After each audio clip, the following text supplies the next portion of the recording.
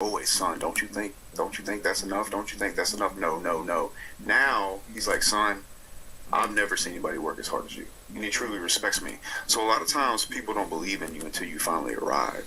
So I think that's something very important to remember. And in addition to that, I always say that suppression is wrapped in love. So a lot of times if people are uncomfortable with the things that you're doing, just remember that you are directly intimidating them by the actions that you took in spite of their inactions. Mm-hmm. So just remember that.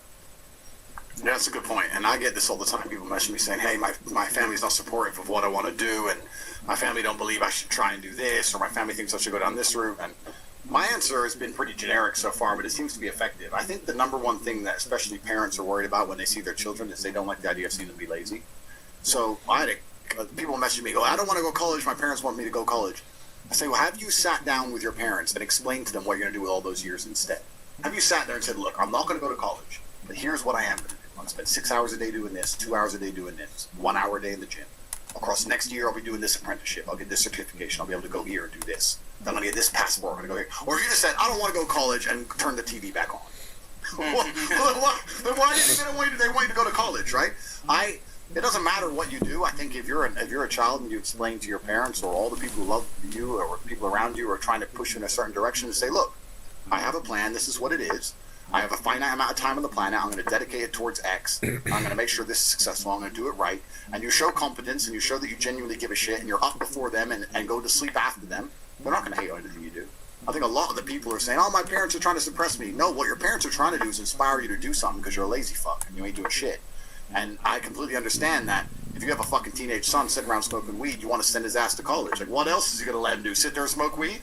If you were genuinely up grinding, even if you weren't making money, if you were in the gym every day and you were a bodybuilder and you looked like a tank, they'd still be a bit like, all right, he's doing something. I mean, like, at least he ain't just sitting around, right? So I think that's the biggest thing. When your family, you nailed it with the suppression love. When your family are trying to hold you back, what they're trying to do is make you do something because they think you're doing nothing. Because if you were doing enough, they wouldn't really be so concerned with what you were doing at all. It's about output more than what you're putting your output into. It's just about doing something, existing in the world. And to answer your point, Andrew, so for example, even myself, like, my mom would say, don't go to America, it's dangerous, don't go over there, you might end up dead. And I was like, you know what, Mom? My granddad did the same thing. He left Barbados, he came to America, became successful. I was like, you know what? I'm gonna leave school. I'm sorry to say, I love you, but I don't want to follow the family path. I want to do what my granddad did. So I said, you know what? I'm gonna sell my bike, sell my truck, move over to America. She's like, don't go, son. It's dangerous. I can't have you going there. I said, look, I love you, Mom. Here's my plan. I'm going to America. I'm going to retire you and be successful. That's it. And I did it.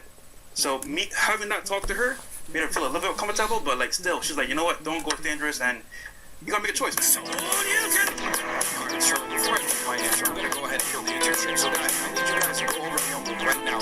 Rumble.com/takespeech, okay, guys? So you can go ahead and get the rest. Hey, thanks for the like, bro. And support Andrew, man. Like, yo, the Matrix is trying to attack him. We gotta show the support, man. Yeah, thanks for the follow, bro. So, I appreciate it. I'm gonna kill the YouTube stream right now, guys. So I'm gonna give you guys a second. Rumble.com/TateSpeech. Again, it's Rumble.com/TateSpeech, and we're gonna go ahead and continue.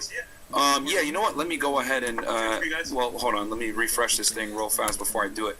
And this has been a fire stream, by the way. We got almost 20,000 y'all in here. Just trying to see who I got the like from, the follow. Let's have a look. I'm gonna share the screen with y'all real fast, and I know I'm doing the producing thing over here. Can't see, man. All the best shows. Yeah, so come on over, guys, to Right, anyway, I'll say hello as soon as I finish the it's giving me finish the game. I'm just on playing some Rapid. Bam, this one right here. There we go. All right, so let me share for y'all real fast. Can y'all see that? Yeah, you guys should be able to see that right now. This is us right now on Rumble, guys. So come on over. It's rumble.com/TateSpeech. Okay, guys. So I'm gonna go ahead and kill the YouTube stream right now. We love y'all on YouTube, but come on over. Okay. There's 17,000 plus you guys in here on YouTube alone. Guys, go on over to rumble.com/TateSpeech to support the Top G, and I'll tell you guys my story. Yeah, we definitely want to see y'all. All right, guys. I have a follow-up question. Okay. Hold on. Myron's story first. Save it up. Yeah, Myron. Okay, so so we're cool here. Let me stop sharing this real fast. Okay, we should be live on Rumble only. Here we go. Okay. Yeah. So okay. For me, man, how important family is, guys, is very simple. So I'm gonna give you guys a quick little backstory. I mean, my parents immigrated here from Sudan in the 1980s. I was born in New York City, and my dad, we grew up very poor. My dad was a cab driver, and my mom stayed home and raised me. And growing up in that dynamic was very important. And the reason why is because I saw my dad work really hard for his money. I saw him get robbed. I saw him lose his, feeling in his leg. He got run over several times being a cab feeling in his leg. This was in the 80s and the 90s when it was extremely dangerous. And no matter what, he went and made sure that he earned money for the family, because that was his duty. That's how he felt. In Sudan, in Islamic faith, the man is supposed to be the breadwinner, and the man is supposed to be the head of the household and lead, and he had to do that through example. And my mom, being the caretaker, she did her job. If she didn't cook, lunch for him or dinner for him when he went out to work, and he went out on the road without food, she would damn near get anxiety because she understood that that was her duty. So growing up in a two-parent household, seeing my dad work, seeing my mom support him, and being a dutiful wife was very, very important for me to see. This is what happens when the two genders work in harmony versus working in disarray like we have in the fucking West. So for me, it was imperative because I learned from an early age that I needed to perform. And my parents put an enormous amount of pressure on me to perform. And, I ended up going to college, becoming a federal agent, etc. And then I quit that federal agent job. And my mom was worried. As usual, women are risk averse. So she was like, hey, are you sure you want to do this? Blah, blah, blah. My dad, he trusted me at that point because he knows, hey, if you're arresting terrorists and cartel people, you could probably figure out this entrepreneur shit. And it ended up working out, but I think having a strong family is literally critical for you in your development. And watching my dad bust his ass and work and never taking welfare and working, minimum wage jobs and working his way up and eventually getting up to six figures, of course, obviously after I leave the house, never when I was a kid. It's really inspiring. He didn't learn the language or anything and he figured it out. That's why there's no excuse for you to be poor if you live in, especially the United States. Yeah. I just want to add to that point as well, Myron. So my thing is, right, let's say you don't have a good example for a dad or a family member. You need a mentor. So it could be your coach. It could be either, someone that's like a close friend or family, but like you need a mentor in your life no matter what. So yeah, absolutely. My question is, I'm wondering how much hardship you want when you have children, how much hardship you want to forcefully give them, because if you're all millionaires and when you have children, you know that they're going to have an easy upbringing. And Andrew specifically, you know that growing up poor, growing up in the projects is probably what molded you. And every professional fighter, every successful fighter had a tough upbringing. Yeah. So if you have really rich children, they're not going to have the same drive that it takes to become successful. Correct. So how much are you going to forcefully implement hardship on rich kids? That's a good question. And it's something I've thought about in detail. I've literally had this conversation with Tristan. I said, if I had a son and he was doing the exact same shit I was doing, I don't know if I'd be able to allow him. Bro, I had a motorcycle, no helmet, GSXR 750, running from the cops. And, bro, I was doing dumb shit. And it's like, I could have been splattered so many times. And here I am. So it's difficult. But there's a lot of famous people and rich people who make sure their kids have no money, but it can't only be about having no money. It's about having no safety net. It's all about being ruthless enough to say to your son, listen, you fucked up. Well, what do you mean you owe the mafia money? You're fucked up. And it's going to be hard to not bail his ass out because that's your son, right? But if it's your progeny and it's your bloodline, you're going to have to make sure that you're doing the right thing, because when there's always a safety net, it's different. It's different to jump off a building when there's always a bungee. It's just life's different. I lived my whole life without a safety net. That was it. Like, I fucked up. I couldn't call anybody.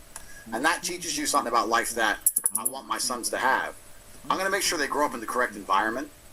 And that can be either artificially created by my brothers and my brother, my friends, my close people, and us having a lot of men around each other and a lot of young boys the same age. Because I think if they're hyper competitive, I think that's very good for them.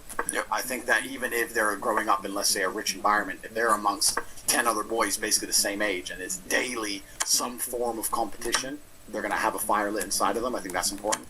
And a lot of it is, one of the great things about my current position is I have geographical freedom. So if I decided to have a son raised in fucking Manila or Moscow, it's hard. Life's hard, bro. I'm gonna make sure his life's hard. I'm not gonna have him in some suburban bullshit, because it's not just about me. Fuck.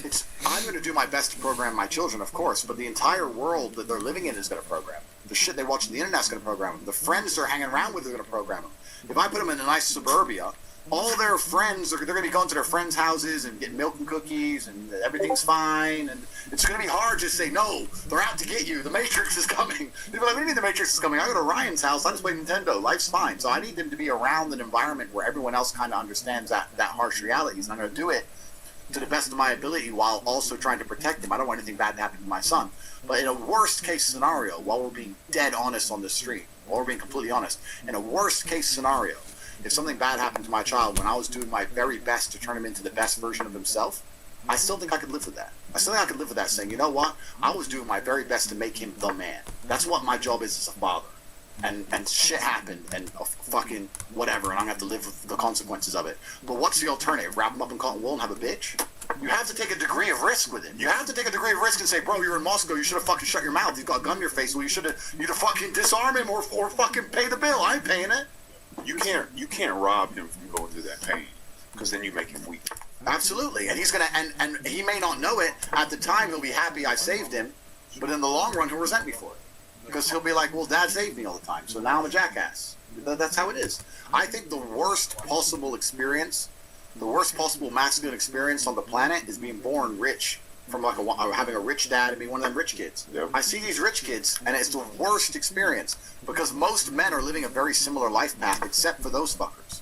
Everyone on this panel, and most of the people watching this show, we all have had a semi-similar life path. I say this, people say, oh, he's successful, whatever. I understand the struggles of everyone watching this show. We all went to school, we all weren't shit, we were all broke, we all wanted pussy we couldn't get, we were all fucking walked down the street and there was 10 boys, got jumped. We've all been through that, right? Everyone's been through that shit, except for the rich kid. He always had girls around his house because he had the swimming pool. So he always had the easy pussy, and he always got the ride to school, and he was always semi-popular because his parents had money, and he never had any physical threats, etc., etc. But he can't grow as an individual, and that's why those fuckers always end up on drugs or gambling or being weird, because they're unhappy deep inside. And I think that all that hardship and that life path is one of the most beautiful things about masculinity. Every man here and all of us here, we've lived very similar life paths. We've all done it. Now, we've become G's out of it. Some people have failed and given up, and whatever. But the path and the story was the same. And I think robbing your son of that is going to be absolutely detrimental to his psychology. I've got to let my son struggle. And it can even be as basic as this. When I was in school, there was a little fat kid, but he had the swimming pool. So he always had the girls around his house because he had the swimming pool. And I used to say to even Tristan, way back then, I was like, you know what? If he didn't have the swimming pool, he'd have to learn how to talk to a bitch.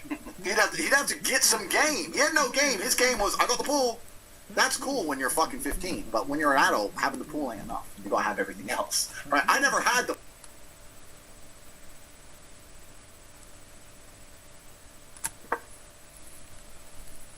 pool. Now I'm top G. So even if I'm in a big house and my son's like, I want to bring a bunch of girls around the mansion. No, go to their house. Dumbass, get them to invite you in. That's how it's gonna have to be. That's the biggest risk for a privileged kid, because the privileged kid has the biggest handicap. It's like being a lion that's raised in the zoo, and the zoo closes. Yeah. Well, you got to get kicked out in the jungle and learn how to hunt. Yeah. And if you can't Fucking massive lag, man. What's going on? Come on, bro. Let's quit the lag. Peppy doesn't like lag. fucking hunt, you are in trouble. So for all the guys that don't have it, Shit, man. It's gonna kill my stream. great life Look. coming up, Oh, I fuck promise you, me. the lack of safety net is Game the biggest gift abandoned. you'll ever be given. There's nothing. No points there's lost or nothing points better about lost? life Fuck, than man. comparing Minus times 9 you do points. shit. I'm telling you, the best thing about being rich, the number one best thing, is Fuck. talking about how you were broke. Yeah. That's the best thing about it. Yeah. When I go buy a new Ferrari, I'm not Fuck's sitting there going, sake. wow, Ferrari V12, look at this, look at this. I'm walking in there with Tristan going, remember we had no car? That's what you start talking about. You get the first thing you do with your new Ferrari is talk about when you were on the bus. That's it. We were just talking about going to Thailand.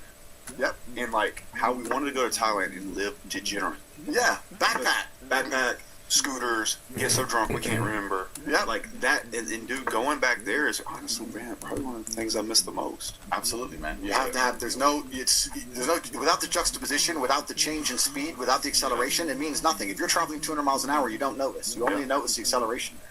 That's it. And if you don't have the stories of back when you were stationary, then life ain't worth living. So I can't rob my kids of that. So I'm gonna have to take a risk with my children.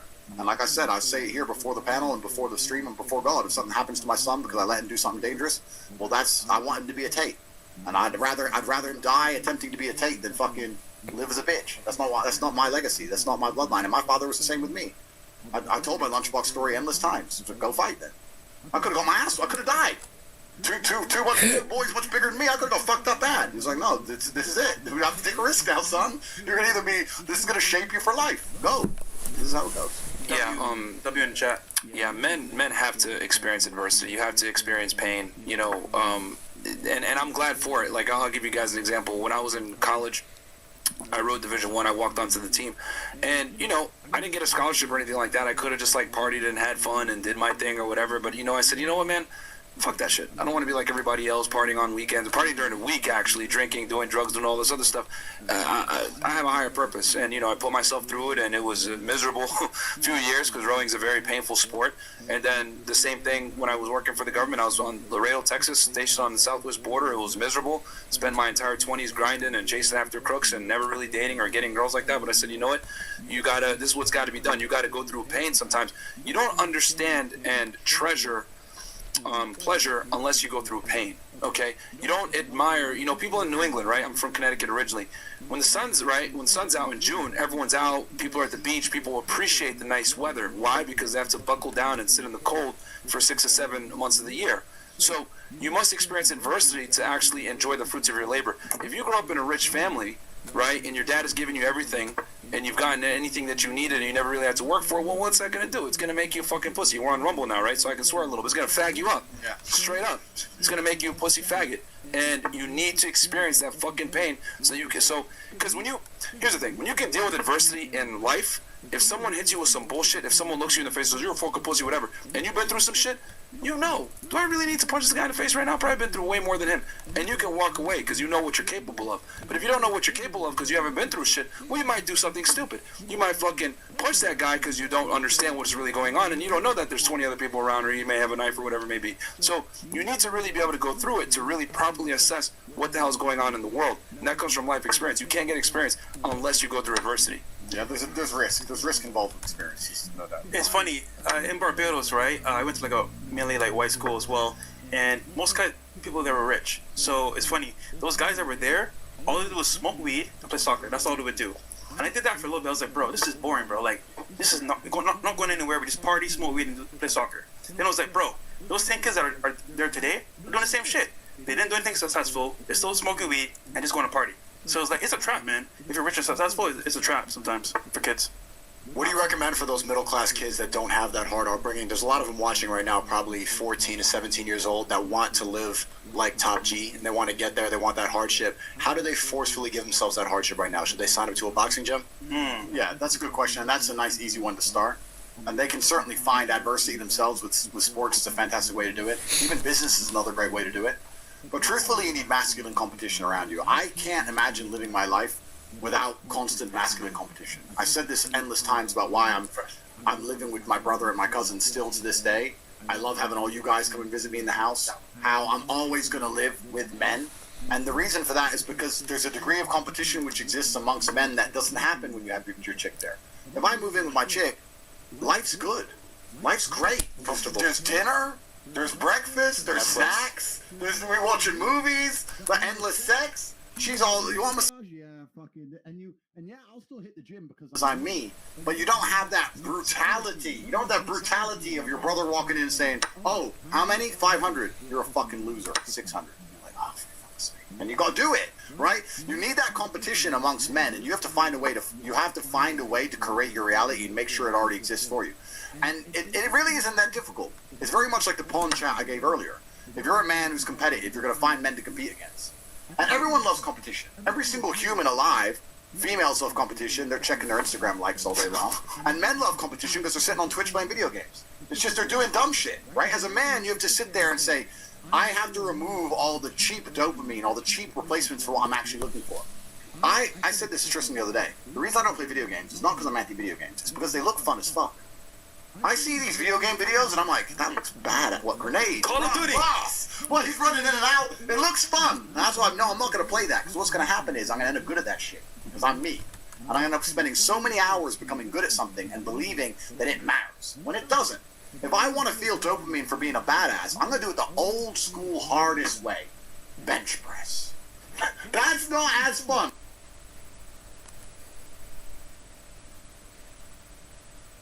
Right? But at least, if I really want to beat me and Tristan have our own personal bench records in the house, I'm going to try and beat Tristan's record. And you have to stop chasing all the cheap dopamine, the cheap bullshit, and go back to the hard shit. And then you're going to improve your life.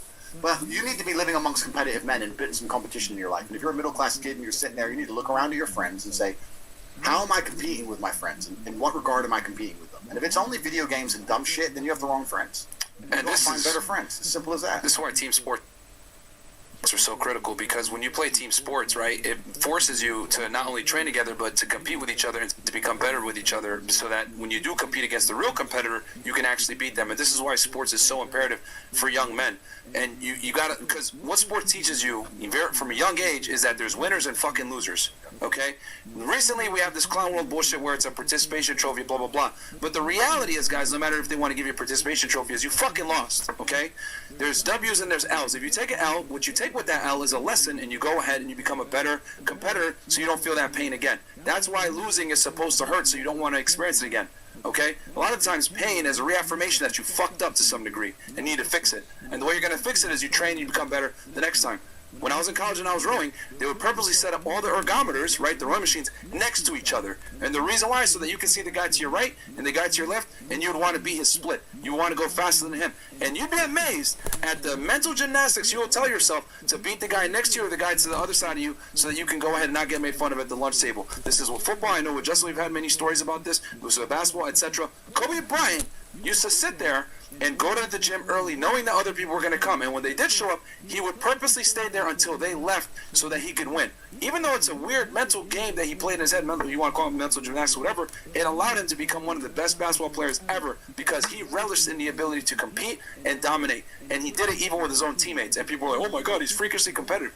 That's what it takes. You need to be competitive. We live in this fucking gay-ass world where everyone's like, oh, I don't compete with nobody but myself. That's a bunch of faggotry. That's not the way the world really works. There's always winners and losers. You go and compete for a job, you may not get that job because someone else got it. You go ahead and hit on that bitch and she flakes on you, whatever, it's because she went and talked to another guy. It's not, oh, I'm just trying to find myself. No, she's finding another fucking cock, and it's not you, asshole. Become better. There's winners and losers in life, and it's ridiculous how we don't acknowledge these realities. It's true. They try and remove that fact. They try and convince the world there's no winners and there's no losers, because they want to infect you with the slave mind. The slave mind as a whole is based around the fact that you have no true boundaries in your life. You don't believe in anything, whether it's religious. You don't believe in anything cultural. You don't believe in anything traditionalistic. You don't even believe in the ideas of win and lose. So I'm laughing at the chat. This guy's crazy. The Rumble is lit, man. A lot of F words. Rumble's a different story.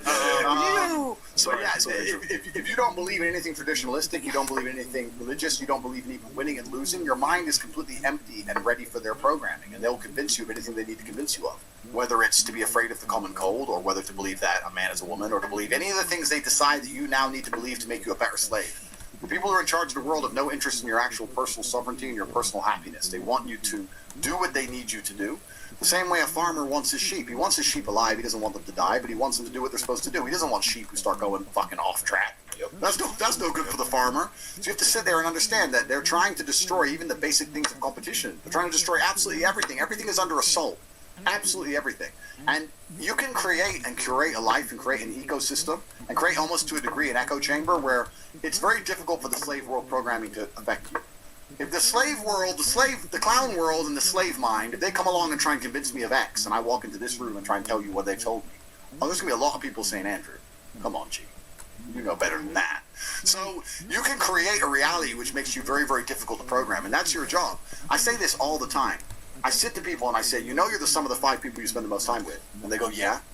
Then why the fuck you hang around with that dude? He's a dork. You know the first part's true, but by extension, you won't stop hanging around with nerds. So to know the first one and not to rectify the second point makes you an idiot at best. You have to do better than that. I want to bring it back real quick because you mentioned something about sheep, and I think that was a fantastic point that you mentioned about the farmer. The sheep living with the farmer. What does the farmer do when he has that sheep? He takes the wool away, shaves it off. He takes the milk. He exploits the sheep. He forces it, impregnates it, etc. That's society doing that to you. That's the same exact shit. They're exploiting you for your resources. They're taking your money. They're taking your time. They're taking your freedom. They're taking your fucking sense of mind, right? So when you take that shit back and you basically say, you know what? I'm not giving you no fucking wool. I'm not going to give you milk when you want it. I'm not going to be, randomly impregnated so that you can go ahead and get my kids and then kill them and slaughter them, whatever the hell it may be.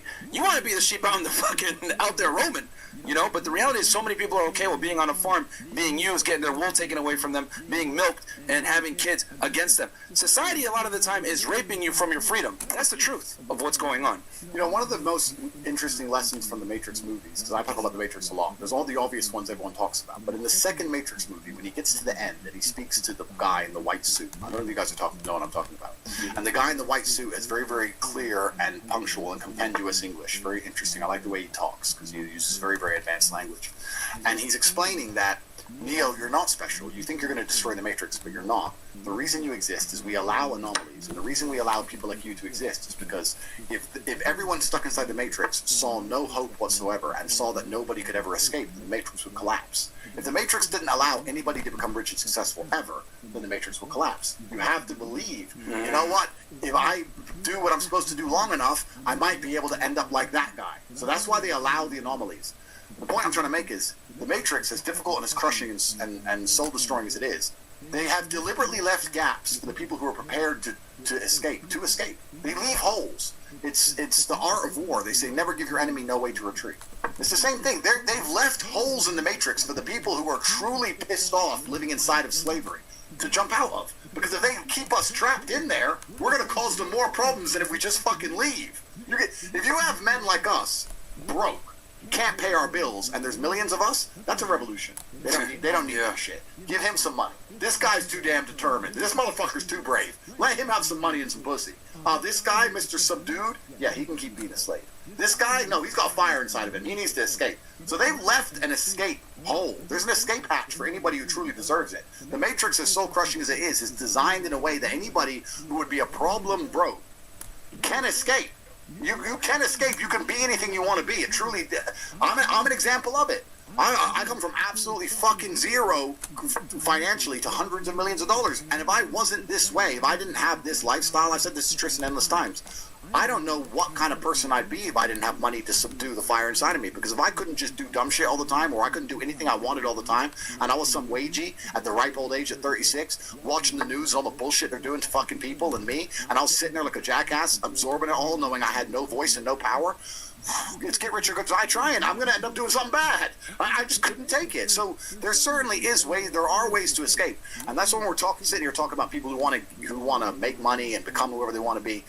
It's very doable. The Matrix, as crushing as it is, if you're genuinely an exceptional individual and you're genuinely motivated, they're not going to stop you from becoming who you want to be. They're interested in the masses. They can let the odd fish escape as long as they keep the fish school going where it needs to go. So you have to look in the mirror and decide who you really fucking are. When's the last time you've looked in the mirror, looked yourself in the eyes and say, am I really who I think I am? Am I really who I say I am? Or am I full of shit?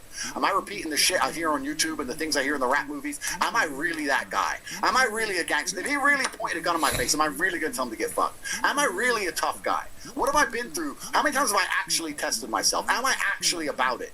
You need to look in the mirror and understand who you truly are. Because if you're truly the man you think you are, you're going to become that guy. I say all the time about the best thing about being a man is you can build yourself to be whoever you want to be. When I didn't have shit, I knew I wanted to be a big, dangerous kickboxing guy with the fastest fucking car and a bunch of sexy bitches, a big-ass compound with armed guards. Because I knew what I wanted, and here it is. So you have the hardship, you have the determination, but you always talk about how you're one of God's favorites. What separates the normies from being a God's favorite? I think you have to make God happy. God, let's imagine God as a man. If I'm a man and I have 10 people who work for me or 10 children, my favorite one is to be the one who does the things that I know or who acts in a way that I am happy with, right? So if I had 10 children and they're all acting different ways, my favorite one's going to be the one that adheres to the rules and adheres to the tenets that I've set out. If I say you should act this way and you do act that way, then he's going to be my favorite child. I'm God's favorite because I act true to God. And I act true to God because I know I'm genuinely a good person. I wouldn't snake anybody in the fucking world for $10 billion. I would never fuck over a friend for $10 billion. I would never fuck over a friend. I don't care how good the pussy is. Absolutely 0% chance. I'm not out here doing anything treacherous. I'm not a traitor. I don't do anything bad. The Matrix can say I'm a bad person because they're fucking liars. I know I'm a good person. I know I live with a pure heart. The reason I'm God's favorite is because I'm out here doing exactly the things I said earlier in this stream. I wake up, I'm on time with a firm handshake. I stick to my word. I work hard. I give my best at everything I do. I'm honest. That's all it takes to be God's favorite. And if you're truly those things, you're not out here trying to do some quick buck fucking snake some bullshit. I'm telling you, all the men out here who fucking fuck their friend's ex behind his back when they break up, and he goes, it's fine, he didn't find out and she didn't tell him. God knew. So no, it wasn't fine. You're acting in a way which is disingenuous. That shit bites you in the end. I sit here and look at every decision I make, and I genuinely sit and think I am being analyzed and I'm being watched by another power. Is this going to benefit me in the long run? That's why I don't do bad shit. I just don't do bad shit to people who I love and care about. The most disgusting thing, the thing that God is most unhappy with, is treachery. Because treachery, the reason it is so frowned upon in the Bible and the Quran throughout all of history, traitors were hated the most and had the most heinous and disgusting punishments, is because treachery can't be stopped. I'm a big, dangerous man. If I see my enemy on the street, I'm going to know what's going to happen. I'm going to be ready for it. If Wallace decides to sideswipe me, I'm fucked. Treachery will take out anybody. Don't speak the devil on me. But the point I'm making is that's why it's such a disgusting act. So I'm God's favorite because I act in a way that God looks at me and he's proud of me. God looks at me and goes, I made men to be X, and Andrew's doing what he's supposed to fucking do. Andrew's trying to become the strongest, richest, most important, most competent version of himself. He's trying to educate and inspire other men to do the exact same thing. I like Andrew. Look at this other man I made. He's a fat piece of shit. He's playing video games and smoking weed. I don't like his ass. That's why he's unlucky. I'm lucky. God loves me. If I got a car crash, which is never gonna happen, it's never happened in my life. There's no way God let me die. He'd be like, nah, not Tate. Come on, bro, get up. That's just how it is. Because I've done too much good shit. You're God's favorite because you decide to be. You have to show him that you're out here doing the things you're supposed to fucking do. Did God create man for you to sit on your ass and be lazy? Did God create man for you to be a weak fuck? Is that why he made you? If you think it is, then you could sit there and suffer the consequence of being a fucking lazy fuck and being unlucky your entire life. But if you understand that that's not why he made you, that's not why you're here, that you have a duty, a masculine imperative to be the best possible version of yourself, that God's going to be happy with you. That's how it works. Yeah, in the Bible, they talk about the parable of the sower and the seeds, right? And the sower that sowed the most and gained the most seeds got rewarded. So you got to put in the work. Sorry, Justin, go ahead. No, I was just gonna say, and oftentimes, Fuck off. you're doing what you're supposed to do. You know in your heart that God is gonna make you his. This timeout thing's fucking doing me, man. It's because the computer's just chugging. Fuck, I'm losing all my games on fucking time. Just look back at my last games. It's timeout.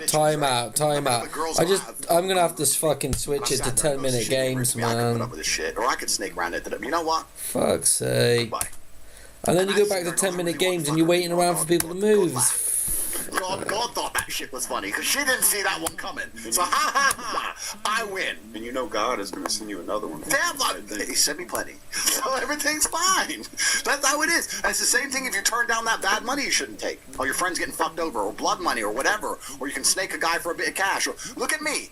I was the most Googled fucking man on the planet. Have I sold a trash energy drink like Logan Paul with their Prime Energy drink bullshit? No. Have I sold a fucking crypto pump and dump scam like fucking Logan Paul and their bullshit? No. Have I sold a fucking NFT? No, I haven't fucking scammed nobody. I could have made a fucking $500 million.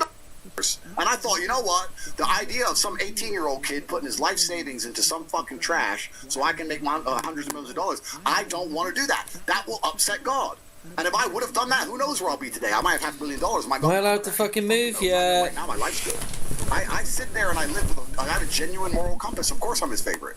That's why he protects me and provides me. That's why I can get banned and attacked by the Matrix in every single fucking. Oh, it's just so fucking bullshit. I can't even play a game of chess. That's why we Fucking I don't panic. really, I don't think bad things happen to bad people. man. Need to have a word with fucking Twitch. They have it coming. Right? Like the lag is getting out of fucking hand.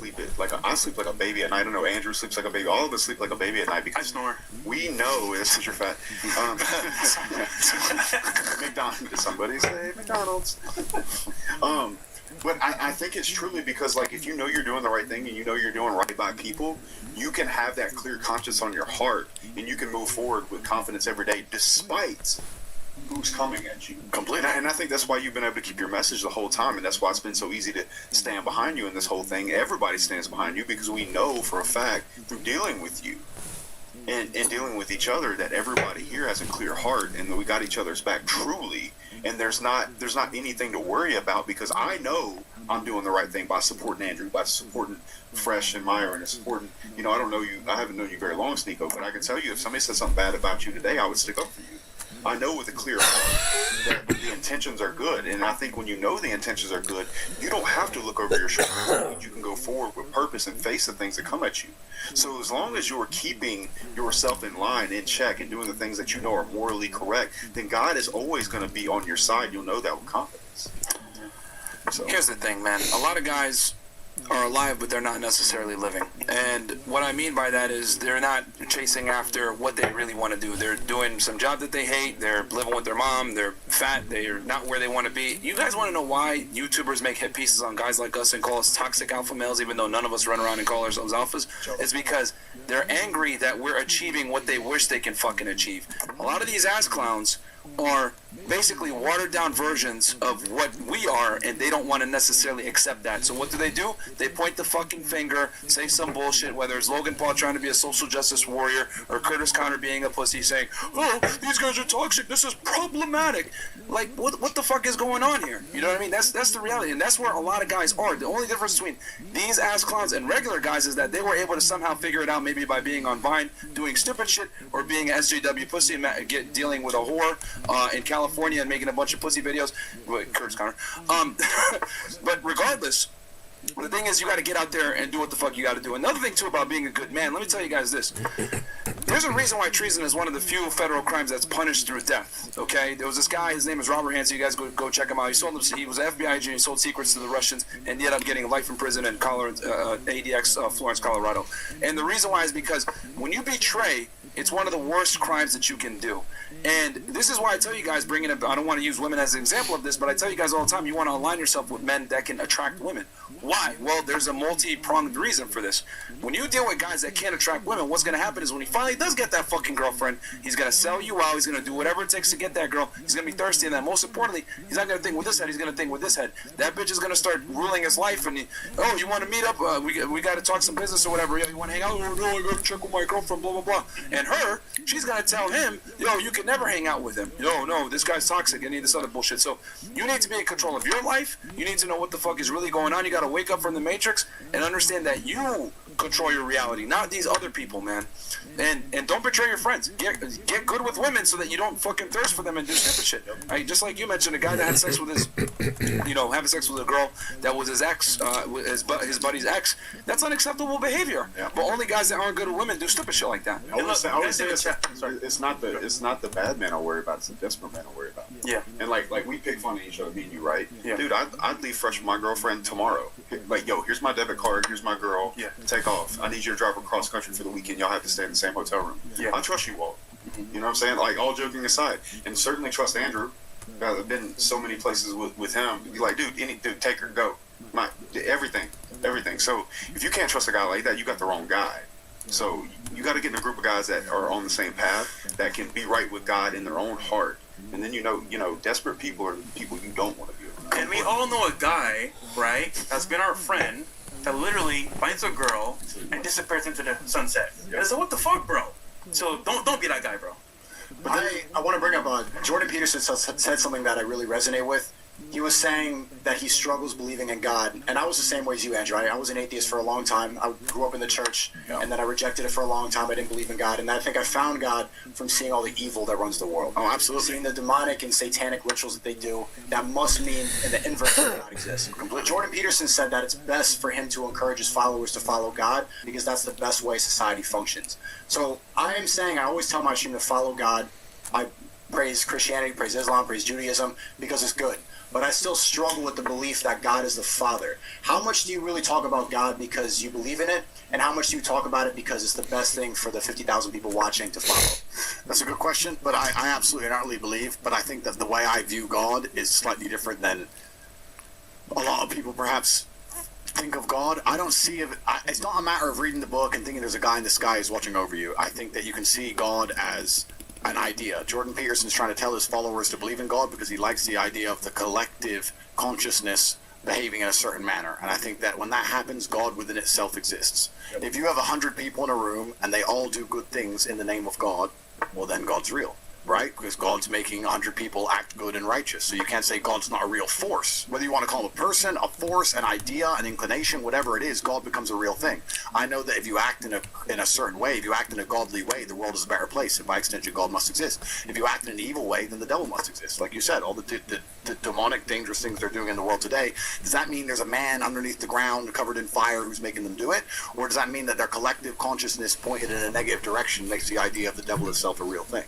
So I know that it's more about the collective consciousnesses. You know what I'm saying? It's about having all the people in the world looking in themselves in the mirror and saying, that's ungodly, I will not act that way. And that's why you can look at countries like the ones that Myron was saying to move to, the Middle East, where the fucking, they're so ridiculous. You can walk the street in Qatar with $10 million in cash. Nothing's going to happen to you. Is it because of the police or is it because of God? Yeah, okay, there is serious punishment, but there's certainly not armed cops in every corner like there are in New York. There's certainly not CCTV in every corner like there is in London. There's certainly not any of the crime-fighting apparatus that there is in the West. It's because people think that God wouldn't let me do that. So, and society functions that way. So yeah, I absolutely and utterly believe in God as an idea as a whole, and I think that's the most important thing. And I used to be an atheist, yes, but I feel kind of uncomfortable around atheists. And also, another thing about atheism that certainly put me off it is all the people who champion it. Look at all the people who are championing atheism. Gross. Find one. And just look, I don't want to be you. And that, I've always said I would never adopt the thinking of someone who is sad. When I see somebody who is sad or depressed and they're unhappy, and even if we change subjects and they start telling me their opinion about fucking anything, World War II, fucking their favorite movie, their favorite song, their opinion's invalid to me. You're unhappy, and I'm happy. So I don't want to think very much like you at all. I don't really want to adopt any of your thinking. Like you're saying, you've just told me you're depressed and unhappy and sad. Like most of my haters on YouTube will literally openly talk about the antidepressants they're on and their depression, and then come along and say he's a bad person, I'm a better person than him. I don't want to be like you people. That sounds like a terrible existence to have an enemy inside of your own mind. I have plenty of enemies in the world, and none of them are inside of me. My enemies are all outside of me, so I can see them coming. I don't have to fight my own mind. I have to fight everything else. If you're sitting there in a constant battle against your own mind, I don't want to be like you. So if I will not adopt the thinking of somebody who is sad, when I sit and look at all the atheists who are doing all this dumb shit, I don't want to adopt their thinking either. If I see a bunch of atheists and see they're all fucking godless, disgusting creatures, I don't want to be an atheist. I just look at them and go, no sir, that's not my team. I'm going to change. So you have to also be careful, and that's another thing that's interesting. I think one of the reasons why I've managed to gain, and in fact all of us, the reason we've had such large influences online is because people look at us and understand, I could live his life. In fact, I want his life. To a degree, right? It's not just what we say, it's the aspirational aspect of the lives we live. And a lot of these other people, when they're sitting there giving their opinions, running their mouths, I don't want to have anything to do with their existence. And you should also, as a man, keep that in mind. When someone's sitting there telling you shit and you look at them and go, I would fucking hate to be you. Like, be polite, let them talk, listen to it, and then fucking blink and cure your brain, because you don't need that shit in your mind. Yeah, I mean, if you can't even control what's in your mind, then you're going to have a really tough time in life, because it's way harder than that. At least that's within your control. There's so many variables out there. You could walk outside tomorrow and get hit by thunder or get run over by a car. It's like you got to really maximize the things that you can control and have them in check so that you can go ahead into a world where you have zero control sometimes. I believe that there is a God, and for me personally, I'm God-fearing because, once again, if you read the Bible, I don't mean to be a Bible thumper here, but Revelations talks about what's happening today in the current marketplace and the current world we live in. And that book is pushing the agenda opposite to what the Illuminati's doing. So I personally think it's real because the good book says what's happening now, but that's just my opinion. Do you want me to read some of these chats, Andrew, or? I don't think there's anything interesting in there. Guys, if you have a question for us, you can send us, we don't say super chat, we say Rumble Rant. It's called the Rumble Rant? Rumble Okay, Rant. all right. So Rumble Rant, if you have any questions for us, guys. Doesn't matter if it's $1, $2, $5. Yeah, get some questions in, guys. This is an all-star panel here, man. So you got people from different walks of life, different age groups, different ethnicities, backgrounds, etc. So yeah, man, go ahead and shoot them in. Go ahead. Go ask. I'm the only non-millionaire in here, and I'm wondering, and I struggled with this when I was first coming up on YouTube, being around very successful people. I'm wondering how much you look at the common man and have pity. That's a good question.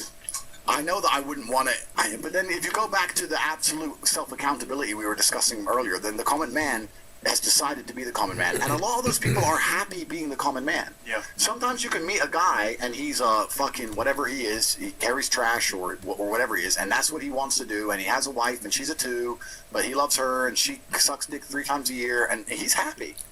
If he's happy, then good. And also, the world is hierarchical, right? I would hate for everybody to be like me, because who the fuck's gonna cook my food and shit? Like, I need restaurant, I need this shit, right? The world, we don't need everyone like us. What we're trying to do is speak to the people who understand and want to escape the matrix fully. But some people are happy within their programming, and that's fine. But if you're happy within the programming, yeah, okay, it benefits us. The reason, I'll say this now on a quick divergent, I really think the main reason it's so easy to be a winner today is because there's so many losers. Bro, I've worked my ass off, yes. But thinking back, could I have worked harder? Mate, I mean, I've worked my ass off. But still, compared to the average dude, like, they're not even fucking trying. None of them are even trying. Like, that's the reason it's so easy to be a winner. So I'm glad there's losers. I'm glad they exist. I don't look at them with pity. I just look at them with, they've accepted their station in life. They have accepted that. And it's almost like with everything, when people are being forced to wear masks, or people are losing their jobs or being laid off or whatever, I'm sitting there going, you're 44 years old. You're a full-grown man. You've had a very long time to get your shit in order. And you didn't do it. So I'll say this. Like, what the fuck do you want me to do? My life's fine. You have to, if they decided it and they accepted it, then that's their decision. There's 50,000 people in here right now. This is, to be honest, this is a microcosm of like the bigger problem here. Like, there's so many mediocre guys that it's never been easier with all the ways to make money, internet, all the free information, etc. There's so many people plugged into the matrix of thinking like, oh, I just need to do what society tells me, blah, blah, blah. And if you're watching content like this, you already understand that you got to go against the grain and get what the fuck you want. You know, everyone's going this way, you got to go this way. And there's so many losers out there. This is the best time to actually get yourself into that top 10, 20% of men. And it's completely possible. Most guys are fat. Most guys are broke. Most guys have zero tonality. Most guys have issues talking to women. Most guys aren't assertive and dominant. They act more like women. And if you guys watch basic stuff like this and take some of the features that we teach you guys, you're going to be better than most guys out there. Real talk, bro. I have no pity. Here's the reason why. You have no excuse. Real talk. I used to work at a call center when I first got to America, and I would go to work every single day. I wonder, okay, this person's been here for 10 years, 20 or 30 years. Why are they still here? And it's like, they made a choice to stay here. Yep. They're comfortable. And the thing is like, bro, this life is one life to live. Either you decide to adapt and become better, or you stay the same. It's up to you. So no pity at all. My thing is like, if you want to grow and become inspired, that's one thing. But if you want to stay the same, it's your choice. So people got a choice to make. Either stay the same or improve. That's what it really is, bro.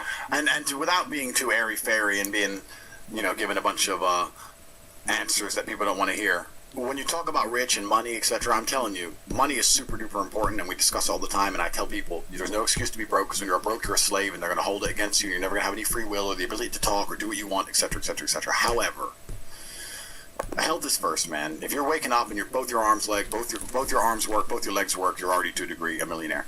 I saw something on the internet, and it was it's a bit of a lame way to say it, but it's true. It said, would you give up each of your eyes for $5 million? Would you go blind for 10M? Everyone says no. So there you got 10M to begin with. So life's good to begin with, but truly it's about relationships. I think one of the best things for me about having money kind of fits back into what we were saying earlier is that I have the ability to cultivate relationships. I can say to my boy, oh, where are you? I'm coming. Fuck it. I'll take 2-3 weeks off. Let's go do something. It's the relationships that make it beautiful. Not just with men and with your boys and with your team, but also with women. That's the true joy of life. We are social animals, and that's one of the best things about money. When I got really rich, the first thing that shocked me, when I had so much money that money had zero value, to the point where it doesn't matter what I do, the balance looks the same every time I put it into the ATM, so it's all basically free. I realize there's nothing to fucking buy. There's nothing to buy. I have 28 cars. Did that not just show boredom? Like, there's nothing to buy. You buy a few cars, you buy some diamond watches, you buy a few suits. That's it. Then you end up buying investments to try and get more money, because it's just like, well, I'm going to get more now, but it's just a game, but there's nothing to buy. You have the best thing about money is cultivating relationships. That's where true wealth comes from. I had someone tell me I was the richest man on the planet, and I was like, that's where I first started saying I was a trillionaire running my mouth, da-da-da. And they weren't saying that because of how much money I had. They're saying that because of the brotherhoods I have around me, because I have people I can truly count on, because of the women who adore me, the true love I get to experience, the fact I'm never lonely. That's where the wealth is. That's where all the wealth is. And if I had to choose between keeping my same friends and my same women, my same circle, or the money, it wouldn't even be for a fucking fraction of a second. If I take the money, get fucked. That's it. It's simple. We spoke in the car, Andrew, on the way back from lunch, and you spoke about having experiences over, like, buying new things. And I gotta concur, man, because buying a nice watch, buying a lot of cars, it's cool and all, but having friends around that they care about new experiences like traveling, meeting people, networking, to me, that's where the money is. So, real talk, man. Absolutely. Yeah, I mean, at the end of the day, when you die, you're not going to be able to take that money with you, but the only thing you really have are those memories, and you need to spend them with people that count. And the beauty with money is having the money allows you to, number one, meet people on your level, right? You get yourself in a good network, and then something like the War Room, and then number two, it allows you freedom to do what you want. Having money, guys, basically buys your time back, so you don't end up working for someone else that you don't necessarily want to work for. Yeah. Even this trip right here, dude. Justin Waller came with us to London. I'm not gonna lie, without Justin, London would have been boring. Mm-hmm. Look, Sneeko showed up to Romania. Sneeko's here as well. If you have the money and the time to do this won't be possible. Yeah. So just having that network of friends that you can go with, travel with, have money, is priceless, man. Real talk. I'll tell you another thing it allows you to do. It allows you to be principled. Mm-hmm. Me and him were having a conversation maybe 3 months ago. Last time I was here. Yeah. And there was this individual that he had beef with that tried to come back to him and try to fix it after the fact. And he goes, Justin, but you don't understand. I can be principled now. The fact of the matter is I don't need him anymore. And so you don't have to allow people back into your life or into your life in general. Because if you create abundance in your own life, you have so much that you can be principled. Say, no, you didn't fuck with me then you don't get to fuck with me now. Damn. Absolutely. Powerful. And that really sticks with me. And I enjoy that in my own life. But that's something that when me and Andrew had that conversation, it really, really hit home. Sometimes you know something and it comes back to you and hits you even harder, even though you already do it. So if you can create abundance in your life, and you create a scenario where you drive the car to your own life, and you have the ball, and you want the ball in your life, you can be principled. And there's not much else in this world that creates a better feeling than to be able to have true freedom to be principled. A lot of terrible relationships are built out of necessity. And whenever you have a relationship built out of necessity, it's going to cause you fucking chaos. And you want to be in a position where no one that you're dealing with is being dealt with out of a necessity versus you're choosing to hang out with them. Right. This is why we tell you guys to make money, get in shape, etc., to get girls. We don't tell you guys that to get the girls. It's so that you can pick the girls that you want to allow into your life. The problem is that a lot of you guys take whatever you can get because you haven't built yourself up to a point or an abundance, as Justin would say, where you can go ahead and be like, I don't like you like that, I'm going to walk away. Or like Andrew being able to say, I'm good, no thank you. And having the abundance to say, God's going to send me another girl. A lot of you guys are like, damn, I got to get this girl right now, even though she treat me like shit and hit me and all this other bullshit. You can't accept that, man. Bad relationships, 9 out of 10 times, are built on the, feeble ground of necessity, and that's not what you want. You need to live in abundance, and you do that through getting yourself up to a point where you don't fucking need these people. Absolutely. We have a few questions here I'm going to reply to. Let's do it. I got one of them I'm gonna answer, actually, quite interesting. There's Andrew, what's your thought on Sneeko's friend, Jordan Welsh, doing a hit piece on the War Room? So there was a guy who joined the War Room and did a hit piece video on it. Obviously, everyone knows he's full of shit. When you join any kind of organization, If you think you can just pay a membership fee and then you're instantly going to have access to all the secrets of that organization and the absolute top tier of that organization, you're just going to jump to the top of the hierarchy because you paid an entrance fee, then that organization has no value. It doesn't matter what you join in the world, whether it's a company, whether it's a sports team, whether it's the war room, whether it's a boxing gym, anything. You have to get in there and you have to prove yourself. When I first walked into my fight gym, my coach used to say, hit the bag. And he'd say that for the first 3 weeks and just ignore you, and you'd just be punching the bag by yourself, and it was boring and it was shit, and 92% of people would quit. But 3 weeks in, when you're still turning up on time, just punching the bag by yourself, you'd say, okay, now I'm going to bother holding pads for you, because I ain't holding pads for every jackass who walks in here, but they ain't got the fucking heart, because it's a waste of my time. I'm going to first put you through the fire to see. So you join something like the War Room, you're joining any kind of organization, you're there to prove yourself, and you prove yourself by providing value to gain value. The War Room is a fantastic mirror. You'll get everything from it for depending on what you give to it. You help others, you'll be amazed how much help you get back. If you just join and pay the membership fee and say, yo, where's the secrets? Then why the fuck would we give them to you? Or how would we exist that long? How would we even have secrets worth giving if we just gave them away for a fucking membership fee? It's dumb shit. So your friend, who I've never met, is a fucking dumbass. And he's a dumbass, and he's out now. He fucking ran away from it all and did his little YouTube video. And it's amazing to me that he's someone so short-sighted that they're more interested in getting a few clicks and a few fucking views on a video than they are actually being part of a network which is run by multimillionaires, the most fucking Googled man on the planet. People like you, people like all the other fucking people who are inside the War Room, who are clearly credible individuals, who clearly know things and can do things, living in fucking Romania surrounded by fucking armed guards and shit. He doesn't want friends like that. He wants views on a YouTube video. He's a dumbass. And I'm glad he left. He's a fucking idiot. So that's the answer to that question. It's the first. The treachery we talked about before. That's treachery. It has over 130 verified millionaires. Yeah, it's fucking insane. And this is the thing. It also extrapolates out to life as a whole. We're talking here about trying to be how to find honorable friends. And someone's going to message and say, well, how do I find honorable friends? I can't find any. You will find honorable friends if you're an honorable man. The best way to meet honorable people is to be an honorable person. The best way to meet rich people is to be a rich person. The best way to have friends who love you is to love your friends. The best way to meet honest people is to be honest.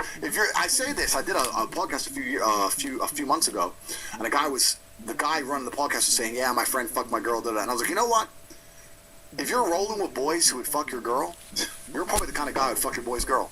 So you probably deserve that shit. Because if you're the kind of dude who wouldn't do that to his boy, you're probably not running with those kind of people. Yeah. It's like it's reflective. Yeah. The world is reflective. So if you sit there and go, you know what, I want to be around my friends. Let me name the best 5 friends I could have. I want to have a team, a gang of 5 friends. When they walk in the room, people are like, shit, we ain't fucking with that. If a fight goes off tonight, we're not fighting them. I want them to be big, strong, smart, important, connected, charismatic. I want to put together a group of 5 killers, and they're going to be my friends. Guess what you need to become to have those 5 friends? All the fucking things you just named. Now you know what to do. Get to fucking work. Because those 5 guys, they hang around with a broke dork. They hang around with some dweeb like you.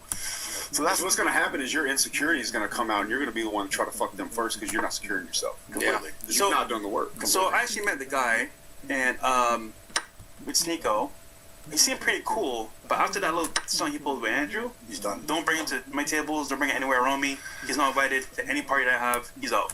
100%, bro. Yeah, I mean, it goes back to the treachery thing we talked about before. You know what I mean? This is why guys like betraying people is one of the worst. They punish it. Since the beginning of time, they punished it to a ridiculous degree. It was the number 1 crime. Yeah. It was the number 1. They will torture you worse for treachery than anything else because you can't defend against it. Yeah. You get stabbed from behind by your boy, they're going to fucking set your ass on fire, man. Yeah, and to this day, even in the modern world, it's still punished through death in many countries.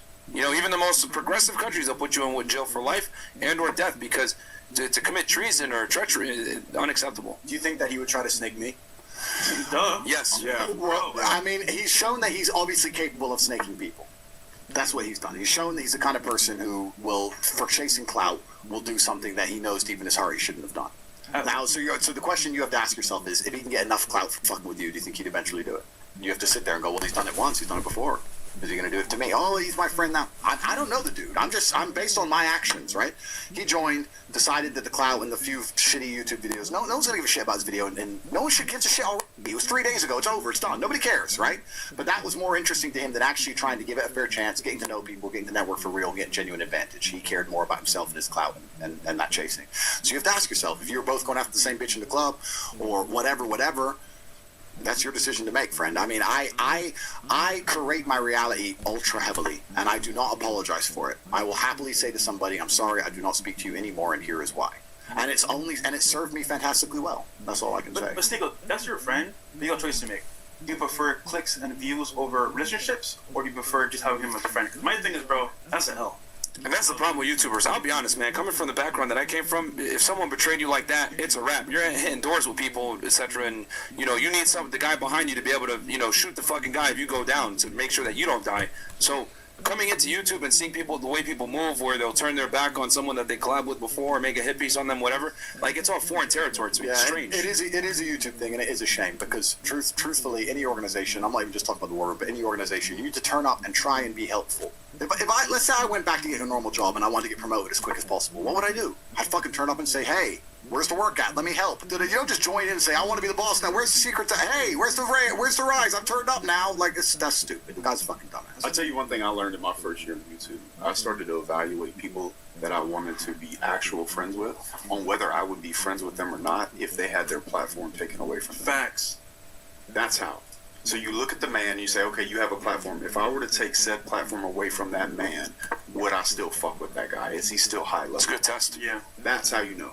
That's how you make that decision. I think we can all relate to this. We all get hit pieces on a regular basis, especially when you're up. Everybody makes a negative video to try to bring you down and try to get those clicks. Did you know that was going to happen? Is that a future of social media, and does that show people's character? No, I mean, that's social media as a whole, right? The social media, there's always going to be the detractors and the haters who are going to sit around and talk shit. That's not what bothered me. What bothered me is that he joined the organization and give it a fair chance. If he didn't join and did a video, then it wouldn't be worth discussing. That's fine. But he joined and he was a dumbass. But yeah, I truly still believe, and if I say this, then it must be true. I don't think there's anything such thing as bad publicity. I've been through the fucking #1 Matrix attack that they have. I have taken the biggest bullet that exists in their gun in the last few months, and it's caused me headache and inconveniences, but in the end, it's certainly the best thing that's ever happened to me, online, specifically. In my online career, if you want to call it that, the banning was the best thing that ever happened to me. Yeah, but you did that without snaking anybody, and you did it with honor. Completely, absolutely, yeah. It's completely different. It's a completely different scenario. I think the question you gotta ask in the room is, would any of us do a hate piece on you? No, never. I love me and Marion bust your balls a lot, bro, but we'll never ever talk bad about you on camera. Yeah. We'll roast you a little bit in person, like maybe your drip or maybe your glasses, but we'll never say, oh, Sneeko this and that on camera because we're boys. So that's what you gotta see it. Yeah, I mean, even if I collab with someone I didn't like them after the fact, I would look stupid, like talking shit about them after. That'd be weird, All right, so next question. Yeah. What does an astute 20-year-old like myself need to do in order to be sat around that table? If you were truly astute, you would know the answer. If you were truly astute, you would have listened to everything that's been said so far, and you would know the answer. A lot of people ask questions and they feign ignorance as an excuse for laziness. You see it all the time. I see people go, oh, yeah, I don't go to the gym. I'm not really sure what I should work out. Yeah, so true. Bro, pick it up and put it the fuck down. Pick it up and put it down. You're pretending you don't know what to do, so you don't have to do it. My coach was #1 for this. And when I was training and we were kickboxing, we used to train at camp. There was 10 fighters. And no matter how fucking many times this happened, there was always some dumbass who fell for the same trick. So you're with 10 fighters and you're exhausted, you're getting beasted, you're destroyed. And the coach would say 100 push-ups. And you had to drop and do them instantly. But to buy that little few seconds of rest, someone would always go, how many or what? And the second you did that, he doubled it. 100 push-ups. How many? 200. And you're like, why the fuck did you ask how many? Because you knew. We all heard the number. You just wanted that. You feigned ignorance to fucking be lazy, and now we're fucked. And everyone does that shit. They're pretending, oh, I'd love to be at that table. Tell me what I have to do. You know what you have to do. So go fucking do it. Stop asking us questions. Stop pretending you don't fucking know. You know what to fucking do. Go do it. Yeah. You know what to do. You know the answer to your fucking question. Better yet, Sneeko, how old are you? 24. But you're here, right? Follow Sneeko's blueprint. There you go. Let's see if we have anything else here. There's a few more. There's one other good one I wanted to read out. It's about navigating all the allegations and everything like that. The whole time they call me Taco Tate, Chopstick Tate. I'm sure that you've all seen it. They call me a Tate Dick Rider or something like that, because you're not supposed to say things positive right now, especially when it's very popular to say something negative. But if you stay true to your word and you follow with honor, which is very rare on social media, you can end up in the right circles. And it's being able to bite the bullet and being able to bob and weave and duck all of the allegations and everything like that. The whole sorry to interrupt. The whole dick riding thing is the most pathetic thing on the internet. When I first started doing Twitch streams, I didn't do Twitch, but when I first first Twitch stream like a few months ago before my big banning, no one could agree with anyone without the whole chat going, Dick Rider, Dick Rider. You can't agree with people? How can you have a conversation where you can't agree with anyone else, anything anybody says? How asinine and destroyed is the fucking consciousness of the population, especially these young kids, where you can't sit as a table of men and agree with each other without being insulted for that? It was fucking crazy. There's like 6 people in the chat, and unless it was constant war, the second someone goes, yeah, good point, Dick Rider, fucking retards. Retards, bro. It's crazy. That whole Dick Rider thing to me is probably one of the worst things about the internet. You know what that's a lot like? You ever been at recess and there's 20 dudes standing around you that want you to fight the other kid? Yeah. Would never fight with you. Yeah. It's the same fucking thing. Yeah. It's the dudes that come behind you and then slap your hand to the other dude so y'all will fight for their entertainment. Yep. Yeah, fuck those dudes, bro. Yeah, It's weak. completely. They wouldn't get in there and do that fight. Well, people just want to get entertainment. Yeah. You know what I mean? They want to be able to They watch want from the their comfort of their home and be like, oh, let me see this and whatever it may be. And it's like, most people don't understand what real conflict is. We have one more here. Shout out to all the supporters, by the way, over here at Rumble, Yo, man. it's like 2 in the morning in Romania, guys. Yeah, Tell me in it's the like- chat, bro. We had one more question I'm going to answer. A guy said, how do I break the generational curse? The first thing you do is you stop calling it a curse. Because you're giving it power. You can't sit there and say, I'm generational. You can't sit there and say, I have a generational curse, but I want to be successful. That is a bad origin. That's a bad starting point. It's amazing the power of luck, right? And even if you're wrong, if you're fucking trapped if you're fucking trapped on a shipwreck by yourself, just you on an island by yourself, I believe you're gonna do better. You're gonna have a higher chance of survival if you believe you're lucky as opposed to believe you're unlucky. You could sit there and go, I'm unlucky, I was shipwrecked, or you can go, I'm lucky, I'm alive, I found an island. There's no advantage to the negative mindset. It's just detrimental. There's no point. There's no point in thinking that way. You have to just think positively, and you can't sit there and say, I'm generationally cursed, how do I fix it? First thing you have to do is stop fucking saying that dumb shit. Stop saying it. It's a pussy mindset. You have to look at it as your opportunity to be a hero. All of us are riding that journey of where we're going to have adversity. There's never been a good movie where the hero in the beginning did not get his shit rocked. That was his opportunity to overcome. Yep. There's no montage. There's no happy ending without tragedy in the beginning. 100%. If you're struggling right now, it is your opportunity to be a hero in your own fucking life. And if you look at it any other way, you will fail and fail hard. Well, this is why mainstream society is a failure, because they don't show the hero's journey anymore. Nowadays, like, the hero is some fucking pussy that, fits a politically correct agenda of, like, he's effeminate, he's weak, he's short, he's, skinny, doesn't go to the gym, he's, emotionally intelligent, all these other faggot terms that people like to use nowadays that no one can actually really articulate and or define. So, the thing is that we don't even have real male role models anymore. There's a reason why Andrew Tate blew up. The reason why is because there was a need for someone to be able to stand up and say, this is fucking stupid, this is not the way it goes. And the thing is this, when you're able to confirm the truth a lot of the times, people are going to listen. You can only lie for so long and keep the wool over someone's eyes. Oh, I'm not getting dates. No girls respect me. I'm always broke. I don't know what the hell I'm going to do with my life. I'm unsure. And that's Andrew comes in and says, yo, you got to fucking make money. Me and Fresh are saying, yo, you got to get in the gym. You got to take care of yourself. You got to fucking understand game. You got to become the complete package. They're like, wait, hold on. Let me try this shit. Oh, it's working. Whoa. Then they start telling their friends, and this just starts spreading like wildfire. Why? Because people have been lied to for decades now at this point. Yeah. Right, next question for the panel. What is something that you know is absolutely and utterly true today that you did not know a year ago? Satan runs the world, runs the whole world. Satan is how these people keep their power. It's how they separate human empathy. It's how they forget about honor. It's how they are able to control everybody as they conjure Satan so that they can not care about, and nobody cares about you.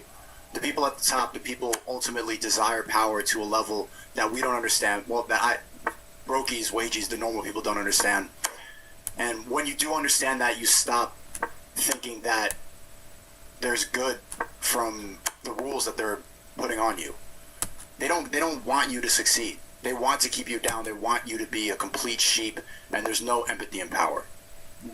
And complete power. And obviously people here, you guys have empathy, but the leaders of the world the politicians, the elites, the people going to the island, they don't care about you at all. They're almost not human. Yeah, the reason you say they're not human, and I agree with you, is I think what happens is we were sitting here already talking about how money is boring, and if a lot, and yeah, so what's next is power. Yeah. And you get power by what is power? Power is effectively doing things other people can't do. Yeah. That's what power effectively is. That's the reason sometimes you catch them doing this dumb shit, and you're like, why'd they do it? Because no one else is allowed. And that's enough to give them a dopamine hit and an adrenaline boost. And well, money ain't gonna do it. You think a Ferrari is interesting to a billionaire? Nope. He didn't give a fuck about Ferrari. He likes ha ha ha. You wear a mask, I don't. That's what makes his day, you know. So let's make them all wear masks, and let's make them take it off when they eat and put it on when they go toilet, and take it off again. That'll be funny. That's it. That's as simple as that. But like, why were they doing that? Because it was funny. That's why. When you truly understand the way the world works and the way power works and how it corrupts and how bored people get of money, you understand these people just fucking had a big joke. Ha ha ha. It was a laugh. It was funny. Let's kick them off planes and shit. It was fucking funny. It was funny. It was funny. So yeah, I agree with you, Sneeko. What about you, Walter? I would say I've learned in life, you only get what you deserve. Which means, for example, some people are blessed, some people have luck per se. You can kind of acquire that over time, but it's kind of like when you go through life, you have a choice to make. You know what? I can stay the same, like I said before, or I can improve. And you could be fat, you could be skinny, you could be black, white, Asian, doesn't matter. You have a choice to make. Either you move forward or you don't. So my thing is, if you really want it that bad, you're gonna make it happen. No excuses, no issues like, oh man, generational curse, doesn't matter. If you want it that badly, you'll make it happen. Look, we're all from different walks of life. He's Asian, somewhat. I'm black. You're ginger. Dog shit. Race, I don't know, Andrew. Yeah, everything. You're Arabic. We all walk through a path to make it happen. What's the excuse? You have no excuse, bro. So you get all the life what you deserve, and that's it. I know you can say, oh, well, fresh though. My mom and dad didn't raise me. So what, bro? It doesn't matter. So My answer to that question is actually very simple. The richest men